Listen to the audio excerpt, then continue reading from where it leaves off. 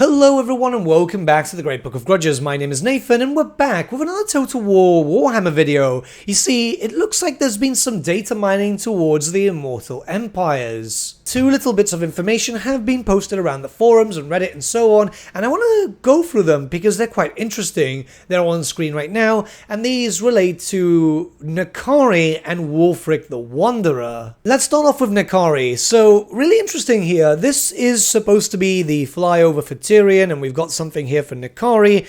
It's really interesting, mainly because it looks like Nakari is going to either start in Ulthuan or near Ulthuan. Obviously, keep in mind that this is data mining and this is from a supposed early version, so for all we know, well, this could have been changed by the time that we actually get something. However, this is quite interesting because Nakari starting near or on Ulthuan, that's going to be for a really fun campaign. For those not aware, Nakari has a bit of a history with Teclis and Tyrion, so yeah, this sounds really cool. I love the idea of that because it's going into some deep-seated lore, and let's be honest, if he would have started in the Northern Chaos Waste, it would have been a tad boring, plus it's always the same fights. We'd be fighting against Scarbrand and all that.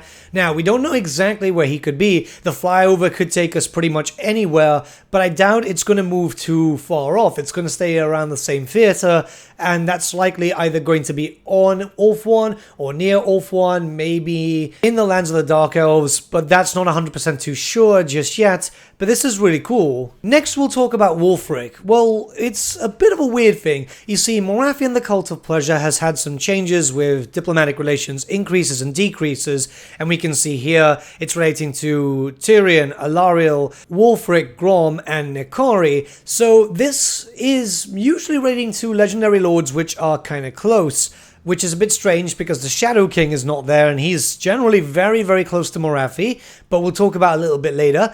But you can see that there's an increase with Wulfrik and there's a large increase with Nakari, which makes sense because the Cult of Pleasure is originally Soneshi in original lore. So it's very likely that we're seeing a little bit of a change here where Wulfrik is going to be moved to kind of emphasize Wulfrik being the Wanderer as his title suggests. So this is great. It looks like Creative Assembly are listening to the fan base in relation to these different things. One thing is certain, that the Hiles are going to be in for a lot of bigger trouble now because, well, you've got Sonesh corruption from Nakari, and it can be assumed that the Cult of Pleasure will also have Soneshi corruption. So yeah, I don't know what they're going to do to try and make the Hiles a little bit stronger to withstand that, because the Morathi tide has been very strong as of recent patches, especially with how everything was working in Warhammer 2, so I can only imagine how it's going to work in Immortal Empires. I must admit, I'm quite excited to see what comes out of Immortal Empires, especially when it comes to moving